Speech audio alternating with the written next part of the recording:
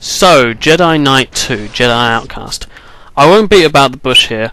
This game is better than its predecessor, Jedi Knight Dark Forces 2, and that is no easy thing. This game can be described as a first-person shooter set in the Star Wars universe. However, unlike its predecessor, this game is all about the lightsaber combat, from about Mission 3 onwards. In this review, I'll bounce between giving some background story and talking about the game. For starters, you don't need to have played the previous game to enjoy this, nor be a Star Wars fan. The story follows Kyle Katarn, a once great Jedi. Now he's like a mercenary for the Republic. Now he and Jan Ors, his pilot friend, are called in to investigate a remnant Imperial presence on Kejim, which is some kind of secret base for the Imperial sort of the former Empire. And this, in this setting, you will pretty much be blasting stormtroopers within seconds. So the action is pretty right off the bat. And that's so long as you're trying not to shoot Jan in the process, who quite annoyingly does kind of walk in front of you quite a lot. Now, if you've played Jedi Knight before, or one of the other ones, then this will all seem very familiar, and it's a tried and tested system, which has received a noticeable facelift. The levels are large and expansive, and take hours to complete, and you'll die more times than you'll care to think.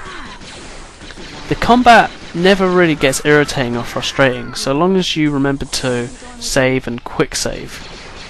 I literally saved about 60 times in the first 2 missions, so so long as you remember to do that, you should be able to make very steady progress. The weapons themselves aren't much to speak about, although the blaster pistol and the blaster rifle make a comeback, and again will make players of previous games feel very nostalgic. The cutscenes aren't acted, but instead use the in-game engine, which is a bit of a disappointment for me, but they still work and are spoken well enough that it doesn't feel awkward like other games. The level of design and the range of locations, though, is where it's truly at. And this is the sign of a class series, with for example, a Toxic Planet level here, the Junkyard level, Cloud City is featured in it. There's plenty of Starship levels in the grand finale. Is in the grand finale is in the Jedi Academy itself. So I really can't find fault in the direction of the story or its rate of progression. Although maybe it does trail off after sort of the first half a little bit, but it picks up towards the end. Now in each level there's a constant stream of well-placed enemy units, each of whom use different tactics and weapons to stop you in your tracks. As before, the levels will take you some time to finish, so rather than having lots of short, snappy missions, this game will have a few well-polished and quite very large missions. And actually, when you see the stormtroopers there, they're not. Some of the enemy units aren't the most accurate, but the thing is they're well placed, and sometimes you even know they're coming, but they do enough damage in large numbers. So it's hard to quantify what makes the levels feel so good and why they're designed. I think it's mainly the absence of a feeling that the developers took shortcuts and did a cut and paste job and overused a formula. And the mission objectives, for the most part, are fairly clear. Although I did get stuck on this one, Mission 2, about 15 minutes at one point. I'd completed the mission, and what happened was I was meant to be picked up by Jan, the pilot, and another ship for prisoners came in at the same time, and so there I was meant to rendezvous with Jan, and I saw the ship and I thought, well, that must be mine. So I spent the next 15 minutes literally trying to jump up the side of this thing, and what had happened was she had landed somewhere else, which only when I loaded it up the second time and I looked to the skies, I noticed this other kind of smaller aircraft go past. So that was a little bit annoying, but mostly it's fairly clear. Now back to the story. Kyle, at the end of Mission 2, this one, meets the story's main enemy, Dasan, an evil turned Jedi who, with Tavion, his apprentice, appear to kill the pilot, Jan. So here's a confrontation going on. Kyle being well, he's not coming off better in that one. Anyway, so yeah, they appear to kill him, but they spare Kyle, who, intent on revenge, returns to the Valley of the Jedi from the previous game to recapture his Force powers so he can defeat Desan. Don't worry if you haven't played the last one; it's pretty straightforward what's going on.